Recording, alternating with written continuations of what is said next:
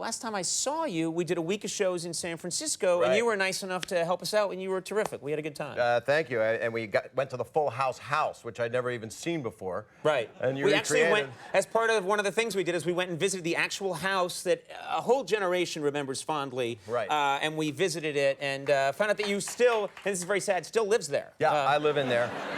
I love it in there. I got it all fixed up exactly like the house from the show.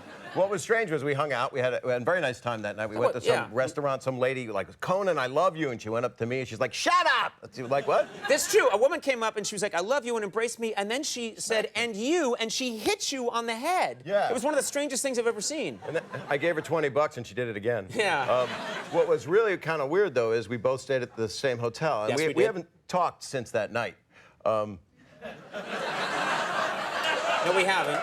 But you know what's funny is that we actually did have rooms, our doors faced each other. So we said, anyway, that was really great, and it was fun having dinner. It was good seeing you, Bob. Then we ride up the elevator, and then the door opens on the same floor, and we're both walking. The same way. And then our doors were facing each other, which was just, our doors were this far apart. It's bad architect designed this place.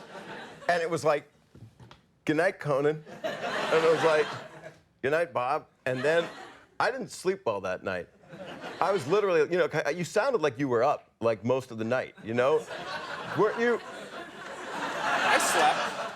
No, it was just weird. There was too much. There was strange tension between our doorways. I don't know what was going on. I heard some kind of sounds through the vent. All right, that's not something we discuss in Ireland. That is very odd that the father and son drinking team are here. Those are not. You know what I love? I found this to be true a long time ago. You slam any other ethnic group or country, and they get really mad. The Irish go like, "You people drink a lot." Aye, we do. They know a son. Now, let's talk about this. This shocked me because I didn't know this until we actually hung out in San Francisco, and you told me you hang out quite a bit with the Full House cast. Yeah, oddly, probably too much.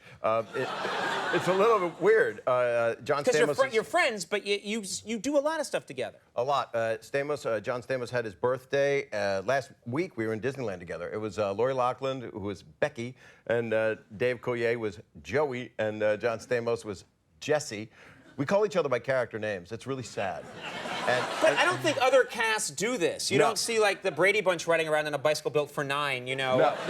It's not something that people do. Gary Coleman and Conrad Bain don't do shots together in Irish bars. Right. It doesn't happen. Not that we know of. But you guys, you hang out. We hang out, and a year ago, a little more than a year ago, it was my 50th birthday, and I got kind of taken to Vegas. I didn't know what I was going to be doing, and it was John Stamos, Dave Coulier, my nephew Adam, and a couple other friends, and they take me in a limo. They pick me up at my house.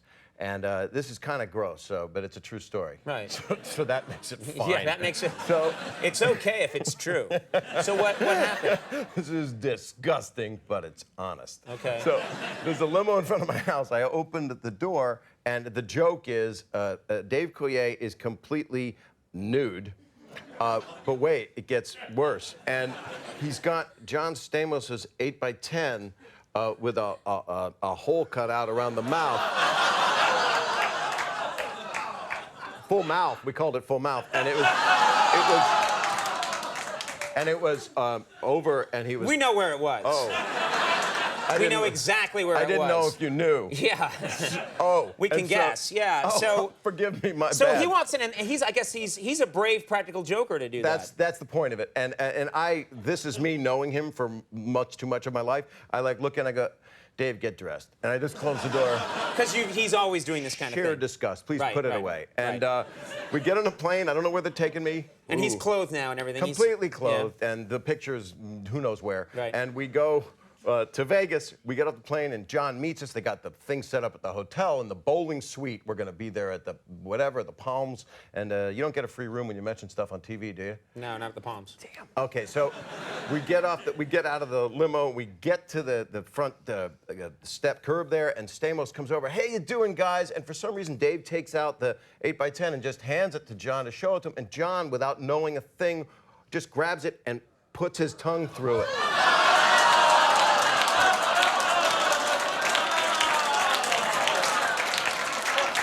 And then, but Wait. Wait a minute, you didn't then tell him, did you? They took pictures of it first. Right. And he's like, hey, John, hold it up. And he's like, and wave, John, go like this. And then they showed him photographs that had been taken a couple hours earlier. What did he do? He started like spitting like he'd had bad food. Right. And Dave started going like this, like he'd scored or something. These are charming Full House stories. And that's what kids were watching growing up. Right. But we're very close. That's much too close. Yeah, that's not good. Do you have an 8x10 I can borrow?